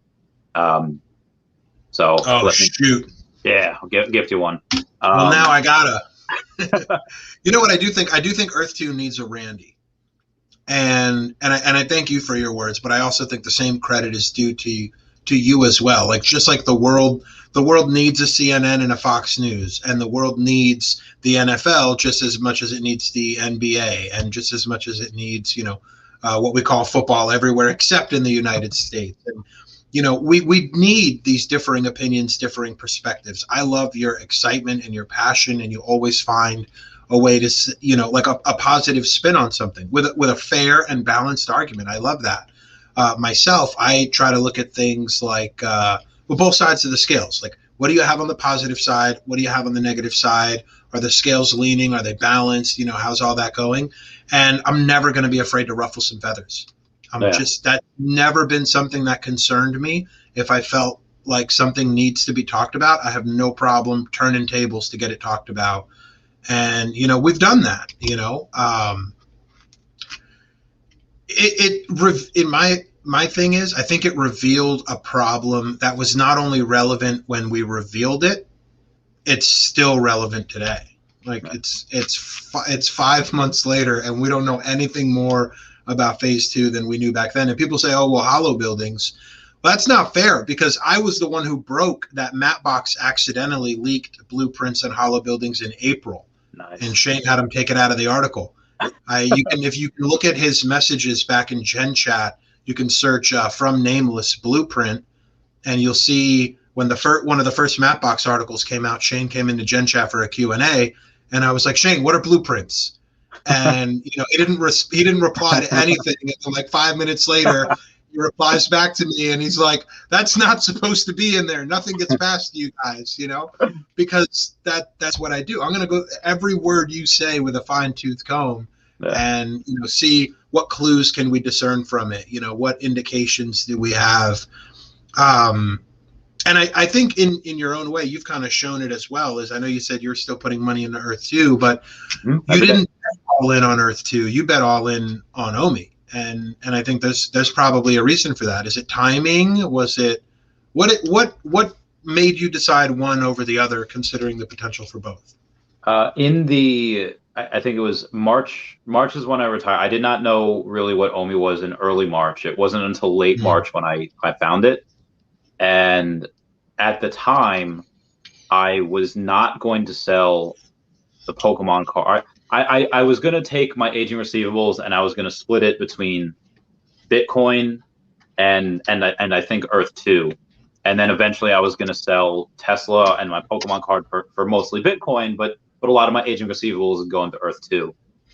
Why you say aging receivables, just for anyone in I'm talking like we're on my stream, not yours. But aging receivables, it's like an industry term. Could you elaborate? Yeah, sure. So aging or accounts receivables would be any money that I had lent out to business owners in my first business, the Chavez Trading Company, that was still coming back in. I still have like $500 a week that's coming back in. But at the time, in like March, it was like $6,000-$7,000 a week. I was like, yeah, that was great. Because I was lending out so much money every week. I was lending out like 10 grand. It was nuts. So that had come back, and I was like, all right, well, I'll split it between these two things right now, but then I'll sell Tesla and my Pokemon cards, or at least my big one for Bitcoin. And then when I found OMI, I was like, okay, I took some LSD. And I decided to go like really deep into it, as one does. Right. Really deep into it. I was like, okay, well, a lot of the tiles in Earth 2 have already like 100x or 1,000x, wherever it is. The money that I made there was significant, and I've never sold anything. The only times where I would sell things, I would use that to buy more tiles in Chaveztopia. Like I would sell stuff in Korea or America or whatever and go to Chaveztopia. And then what I had done was I looked at who was behind Earth 2, like the same way that I looked at who was behind Earth 2, you know, like Shane, Dylan CEO, and Nathaniel Wolfgang, all that. I looked into David Yu and Dan Crothers, the CEO and COO, and I looked at who was in charge of their licensing. And it happened to be Alfred R. Kahn, who was president of 4Kids Entertainment. Basically the reason that Pokemon and Yu-Gi-Oh! Were brought into America. It has all of these Cabbage Patch Kids. Like out of the top 10 highest grossing kids franchises, he has 6 of them that he had a direct hand in. Most notably, which is Pokemon. So I decided, I was like, okay, this at the time, it was like 0.007. It was where it is right now at 0.007. So like 7/10 of 1 penny. I put in maybe like 10, 20, 30 grand, whatever. And then it dips, it just keeps dipping. And I was like, okay, well, nothing's changed. Nothing's changed about the company. And if anything, we didn't have Marvel yet at that point. And when I saw that they finally announced in like May or June that they had Marvel, I was like, oh my God, I looked at the growth potential and I was like, all right, this probably should be worth several pennies. And at the time, I thought it would be about 10 cents by the end of the year. And I still think it can get to 5 cents by the end of the year, 10 cents next year easily. And it's like, okay, well, Earth 2 has already grown X amount. Do I believe their crypto could 1,000x when it comes out? Yes, absolutely. But I saw it at that time. I was like, I'll keep a little extra. Maybe I'll keep like 30, 50 grand extra and save it for the Earth 2 crypto. And then as the months went on and that didn't happen, I was like, okay, I'm going to call an audible. I'm going to make a split decision, not split decision. What's that called? Quick decision, Ace Ventura, calculated risk. And I went all in with OMI. And now that fortunately / unfortunately, it seems to be working out that the Earth 2 crypto is not here yet. And if it, Right. pretty much every single cent that this makes, it'll be an extra $1 million for me, because I have about 111.5 million OMI. So at technically because my NFTs at 0.0079 is the million, and it was there already. But at 2 cents, it's basically 2 million. 3 cents is 3 million. So if this is 10 cents next year, which I very much believe is very, very doable conservatively, and then the Earth 2 crypto comes out, I have no problem taking 5%, 500,000, and chucking it into like. So and that's what I'm going to do with the Viviverse as well. When land comes out there, I have no issue, which I'm going to be able to pay for with OMI, liquidating a couple 100,000 going into that land. So I was born lucky, and I believe that this is working out so that I get a lot of money before the Earth 2 crypto comes out, and I can put in, like, just ball out. Like, I could go past Wraithax, I could go past Predict, Arya Realty, you, and King Tekop, and just throw in $500,000 and just own it. So there you go. Yeah. If I had done it, I've like looked at, what the calculations coulda, shoulda, woulda, and all that other stuff. My plan back then that I had kind of put down in front of my wife is I wanted to get like 10,000 Korea tiles, 10,000 Italy tiles. I wanted to get 10,000 tiles in like 10 different countries and just set it and forget it. Yeah. And, I had a very different strategy then. And then it became, the big community investment. Like half of my initial went into the giveaways and the community and, all that other stuff, and see how that stuff goes. I think another thing I wonder, and I would probably caution you to be considerate of, is, look at the number of active users in Earth 2. Like, I would say before I would dump $500,000 into an Earth 2 crypto, I would really need to see that number coming back up. I would need to see the socials active again, the Discords active again. We're seeing a lot of that in the survey data. And the survey is going spectacular, by the way. We have like 300 responses. Link down below for the Earth 2 survey. I've been mentioning that in all the videos as well. So. Yeah, much appreciated. It's really happening. People are using their voice. They're expressing themselves. And we're going to show, how satisfied are Earth 2 customers. Are they satisfied? Are they not satisfied? We're going to get into all of that. So it's going to be really exciting. We have 2 YouTube projects coming out. One will be with the survey data, and one will be sort of a, I have some ideas on how they could possibly enhance some of the brand stuff, and here's how I would go about it if it were me. Once I get both of those projects done, I don't know if I'm going to sell any more land or if I'm going to continue holding on to what I got. I am going to withdraw the current white balance, and then, I'll cover updates as they come. But I am feeling better, like mentally toward Earth 2, having moved away from some of the other things that in Earth 2 that were bringing me down, and just opening up the Guidebook Gaming Discord. We've been chilling, hanging out all over again. So we'll see how things go. As far as the company goes, I am genuinely concerned with like the number of active users and the rate at which money is coming in, or the lack thereof. One thing that is really cool is Predict pulled some of the user data for us. It looks like when EPLs came out, Earth 2 got like a pretty solid bump in users, and they held on to that bump. So like that's a success. We don't get back up to 300,000 users, but when you go from like 35 to 45 or 30 to 40, like that's a pretty big deal, especially if you can hold it. In a video game community, you really want to see that number like measured in the hundreds of thousands or millions. So, we'll see how it all goes. I think however long it takes, once we get into a real immersive ecosim, we'll have a much better idea of how many people are really interested in it. And then we might revisit that same question when phase 3 comes out. I think the biggest opportunity and the biggest risk to the brand, biggest opportunity being, can we keep the hype and the momentum and all of those things going all the way until we get to phase 3, number one? If they can, then it's just moon, And then the biggest risk is is it possible that as we get closer to phase 3, there's just like no interest remaining in the grand scheme of things? If that happens, a lot of people are stuck holding the bag. So it'll be interesting to see.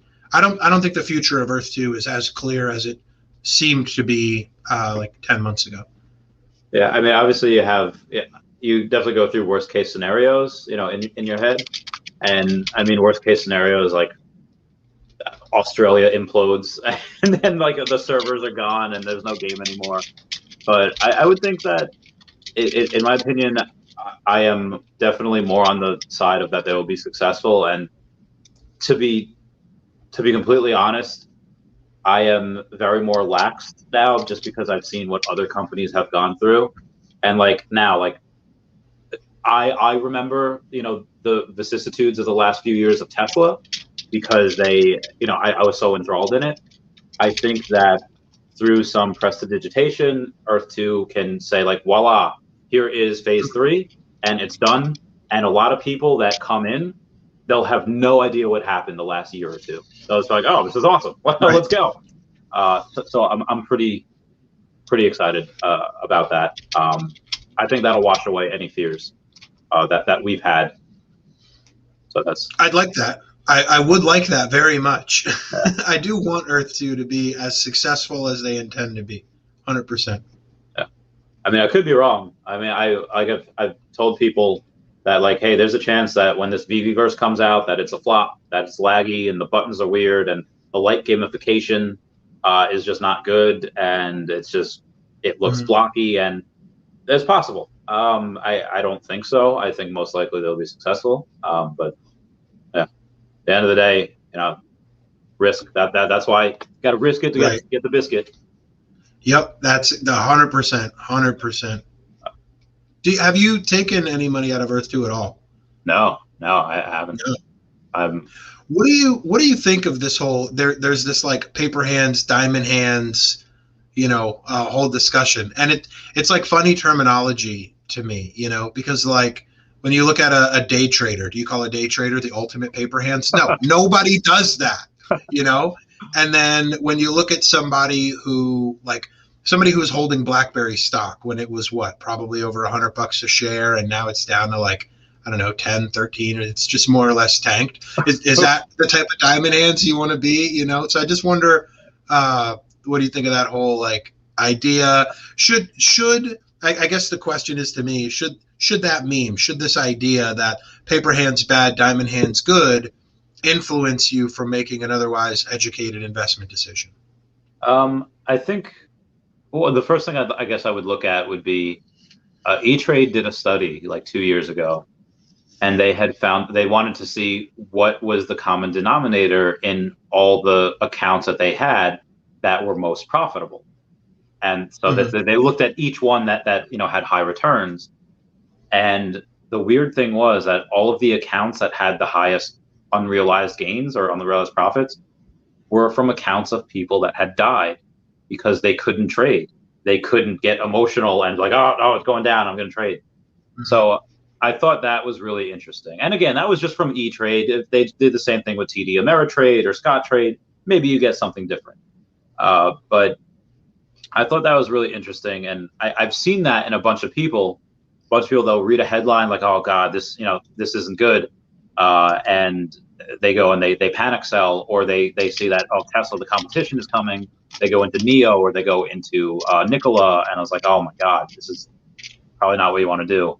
Definitely not with Nikola. But so I think if you're invested in good companies, diamond hands are good. But I also think again, I was all about Tesla, all about these Pokemon cards, and I sold a lot of them within a couple of years because I saw a better opportunity elsewhere. I told a couple of my friends, like, dude, empty out your 401k and just go into this. Like, what do you want? A 401k is going to make you like 9-10% a year, or are you going to want to go into like, let's say Bitcoin, which will like double each year? And it's like, okay, well, that's a decent point, but people just get scared of things that kind of like they maybe don't understand. But so I see both sides of it. I don't know if that answered your question at all. Yeah, no, I think it does. It's just a matter of, I think basically where we're getting back to is like everybody's kind of got to, make their own informed, educated decision on what's really best for them. What I am really excited about in Earth 2 is that, hey, if everything goes great, right, I'm still in the top 100, man. Like, Yeah, I'm very much okay with that. You know, life just got a lot better for me. Even, 3-4 years ago, we were trying to figure out how were we going to, 3-4 years ago, we were, are we paying the rent or are we going to eat? Yeah. Are we paying the phone bill or are we putting gas in the car? That was just barely a few years ago for me. And now here we are, we're arguing about how much money we've invested and where we've invested it, my wife and I. So, I'll tell you, having a free roll on 50,000 tiles in Earth 2, that feels really good. Definitely takes it takes all the risk away. That's the reality, is I have zero risk. That's another thing I like to do in stock. Like, there's other stocks that I hold. I have some Disney, for example. I have some, there's Santander has banks all over. They have like a bunch of different tickers because they have, these banks and branches all over the world, just like other people do. So I got some of their Brazil shares and stuff like that. And what I'll do is, if I can get the shares to go up over a certain price, and it's the same thing with Earth 2. If I can get out my initial, then the rest is free. Right? The rest is free. I waited for it to rise. I sold it out. And I kind of have a list of, like, these are all of my investments that are quote unquote free. And then everything else is just still accumulating and growing in other places. I would say what I did to sell Tesla, I also had Square. I also had Illumina. I also had CRISPR. I also had like one or two other things. So Square is definitely really good. I think they're disrupting the banking industry. I think that is something where banks are really prejudiced against poor people. Like, you need a certain amount of money in your account. Yeah. But Square doesn't care. Square will be like, listen, I'm just gonna give you a routing number and an account number. So that's what I like about Earth 2 and Vivi as well. Like, Vivi gives you an NFT wallet, they give you a gem wallet balance, and they're going to be a bank. And I think Earth 2 can do the same thing. So that's what I like about these companies. But I would say definitely check those out. Illumina, Square, CRISPR, those are some of mine. I'm definitely thinking of Tesla. And what another thing is, like, a cost basis per share, right? That's one of the things I like about Apple. I have thought about Tesla a lot for that exact reason, is compared to Amazon, Tesla is just so much easier to get into. I think about Facebook, but at the same time, I've been wrong about this before. I was wrong about AMD. I thought I got into AMD at like $2.33. Mm-hmm. Excuse me. I sold my AMD at about $10 because I didn't think it was going to go up over like 11 or 12 at the time. It's up to like 80. It's like at like $80 right now. Oh, yeah. Oh. And you know what? Like, the funny thing about it is, like, you don't miss that. Yeah. If in 10 years time, Earth 2 makes me $500,000, am I going to say, oh, but if I didn't sell all that, then it would have been $1 million? No, no. I'm doing fine. Like, I look at it like this. Like, do you think, not that we're the Bezos and the Teslas of the world, right? Do you think Tesla got more money than Bezos and Bezos woke up in a bad mood? No, he doesn't care. Yeah. They don't care. I'm on my way into the 1%. I believe I'm on my way into the 1%, whether they want me there or not. That's how I look at it. I feel like there's going to be a really weird shift in the next couple of years. I think because of crypto, and I think because of blockchain play to earn gaming. Like, have you heard of Axie's Infinity? Yeah, Swizz is big on Axie Infinity. Yeah, like there's people that are pulling themselves out of like abject poverty in like the Philippines and in India, and because they're making like $100 a day, where they normally make like $5 or $10 a day, maybe that's a good day, and they're just making buttloads of money now. I finally entered the 1% this year. It feels really weird. It doesn't, like, you saw me in January living in my car for like a week.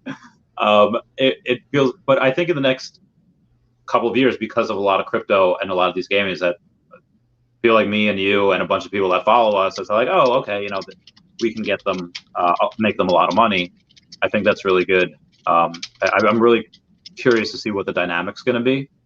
And then I forget what we were talking about with. There was something else I wanted to say. I completely forget what it was. I got blocked. I got duped. I forget. But yeah, that type of play to earn crypto game, which is what Earth 2 is going to be. I'm very, very, very excited about that. Do we know that it's play to earn? That's what Shane said. That's another. Okay, all right. So I mean, it could be like, hey, by the way, we're not going to be a play to earn game. Maybe he'll make that update in another one. But yeah. Well, we know it's free to play, and we know that you can mine your own resources. So, in a way, that's play to earn on its own, right? Yeah. Then you sell those resources, you make money.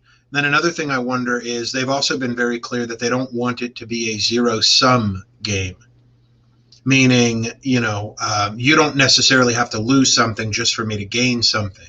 Yeah. So if you have like PvP, maybe if you attack me and you win, you get this great reward, but maybe I get a small reward for having been part of it, Yeah. So we'll see what stuff like that looks like as well. Yeah. There's a game called Everwing on Facebook, and you beat a bunch of monsters, and then there's like this giant boss monster, and even if you get one hit on that monster, you get a small part of the loot. So I think that'd be really cool if they had that in the Viviverse or Earth 2. They have a monster and you have to defeat them. That'd be really fun. But also, Facebook I think Mark Zuckerberg had said he views Facebook as a metaverse company. So that just tells me that metaverse is this is the next thing. It's the next big thing. We're super early, stupid early. And keep in mind, they're already on Mapbox. They've been on Mapbox for ages. They were always on Mapbox. They were never on Google Maps, as far as I know. So how quickly can Facebook and Epic stand up a metaverse? I am confident, and maybe we'll be wrong about this, but I am confident that virtual land ownership will not exist in an Epic Games metaverse or a Facebook metaverse quite like it's intended to in Earth 2. Why would Facebook allow you to permanently purchase, Mark Zuckerberg's house, for example, when they can be the one to rent it to you? Why would they sell it to you and let you rent it out when they can be the one to rent it to you? That's a good point. So, and that's what I guess I would not like about that. I would want to own, again, have it verified on the blockchain. Oh, God, that'd be so great. I can't wait for it. I can't wait. They're set up to integrate it that way 100%, man. I think they're set up to integrate it that way. If you just look at like blockchain IDs, even like that's what our property deeds look like, and but also VR chat worlds. If you look at a VR chat world URL, it looks exactly like an Earth 2 property deed. So they're being consistent, 100%. They're laying down the foundation to get where they want to go in the long term. I'm really excited to see them be there. Same. Any final thoughts for the people, or anything that you want to say? Like, if you, Nameless, in the future, documentary is made about it, what is something that you want to say? What do you want to be remembered for? As a one-liner, I would say, remember that I told you so. That would be my one-liner. It would be. It would genuinely be. I'll make sure it's on more. Yeah. No, you know what is? I thought about that. I want my tombstone to have like a funny gamer reference. Where I say like respawning ... You know what I mean? Like something like that. I did actually. I was going to ask you, and maybe we'll do this when you come on the Guidebook Gaming stream tomorrow. Yeah. Randy's going to be on the Guidebook Gaming stream tomorrow, everybody. Yay. Link down below. Hey, I wanted to ask you what your thoughts were on the Dave Chappelle stand-up, so maybe we'll chat about that. Did you get a chance to see it yet? Yeah, the most recent one that he made like 2 weeks ago. Yeah, yes. I love comedy and I love dark humor. Like, I don't know if it's because I'm a veteran, or I think I liked it even before I joined. There was I like stuff that shouldn't be joked about. If it's funny, it's funny. If you make a joke that is like, it just didn't land, like, I'm not upset that you like called me like a racial slur, or that maybe you called somebody a name. I won't get upset about that if it's intended to be funny. If it just like doesn't land and it's just not funny, it's just not funny. Dave Chappelle, I like that. I think there's a couple of people like comedians and rappers that can get away with some of that stuff. And I like that he can still get away with it. But I also think that he played it a little too safe also. Now, I understand he can't just make like an Eddie Murphy, like your Delirious thing from the 80s. We're not in that time. Right, like in Raw. Yeah. Yeah, those are great. 100%. With the joke that siren. he said were funny. And the joke that he said about that person that identified as a girl, that joke at the end, it was like, oh, and he's like, listen, I knew her. She would have laughed. Like, I like that, but I hate how he had to have had the explanations and he knew that person before he made that joke. Like, I wish, not that I wish, I just, for fun, if something's funny, it's funny. If you want to make a joke about that, I think as a freedom of speech thing, you should have the right to make jokes about whatever you want. Even if you're not that race, even if you're not part of that minority group or whatever, if it's funny, it's funny. But it looked like he carefully worded everything so that he had an excuse to be able to say those jokes. But again, either way, I still enjoyed it.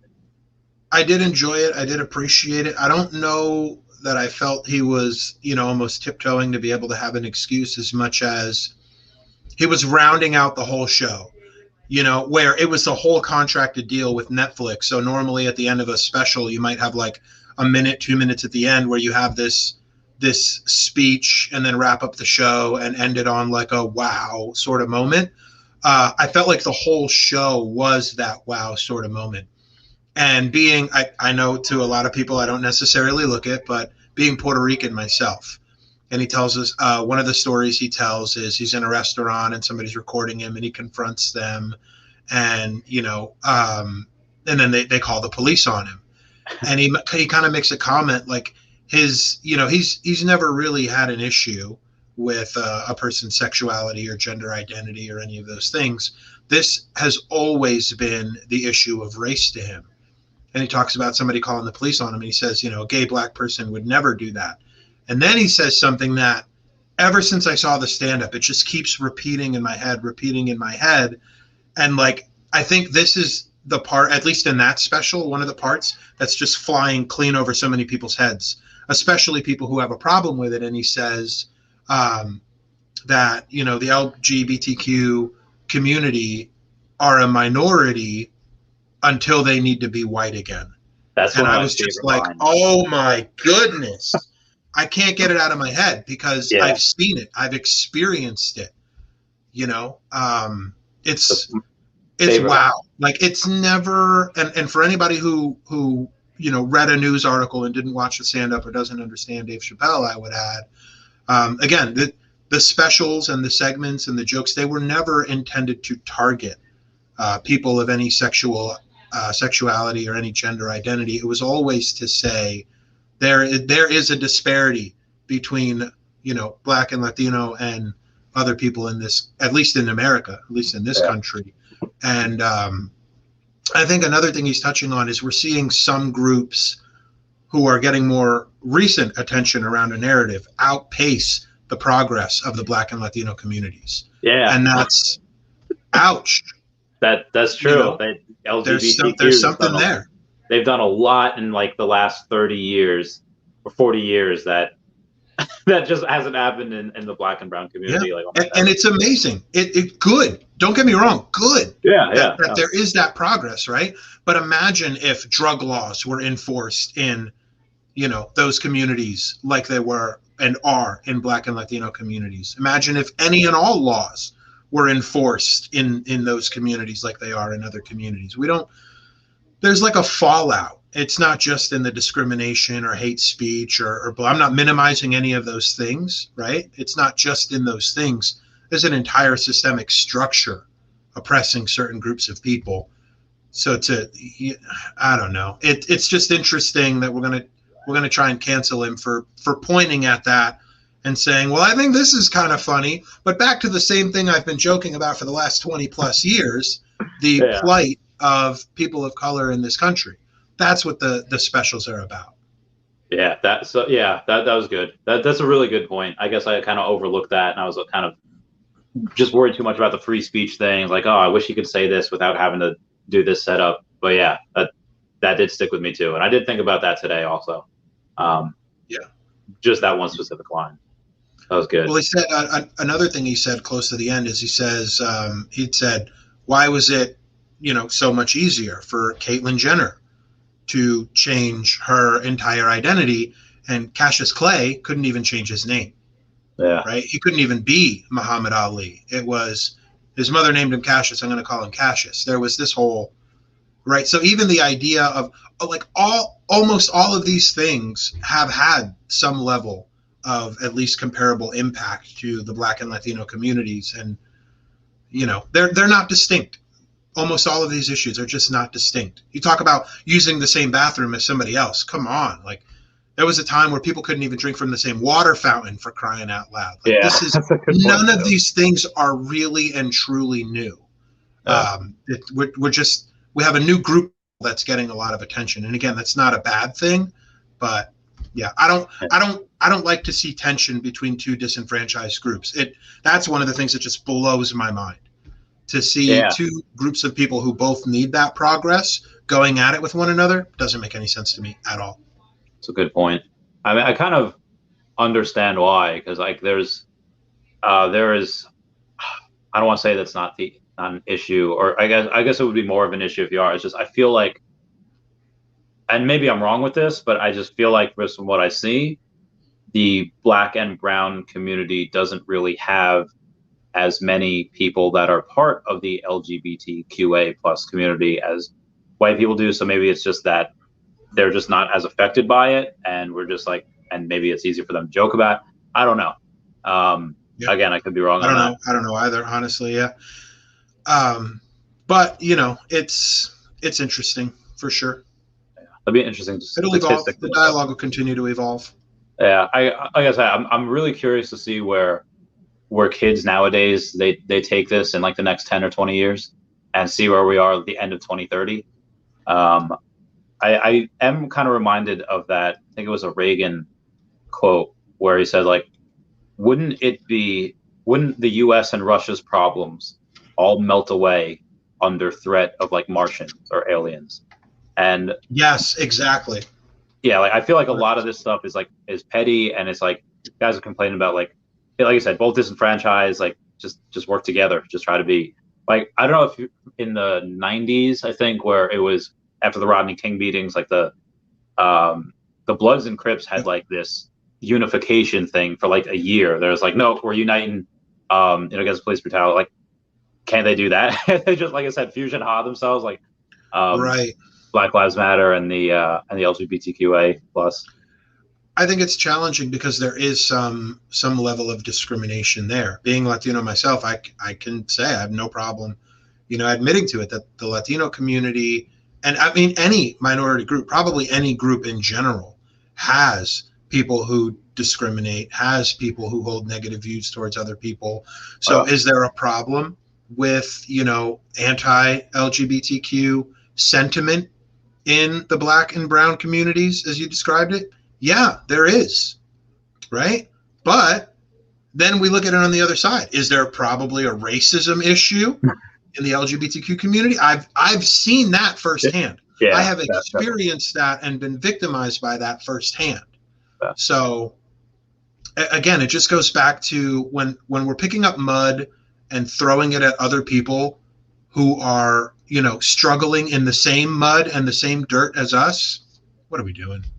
Yeah, good point. Doesn't make any sense. Doesn't make any sense. Preach. And we'll end on that note that I think we should just all love each other.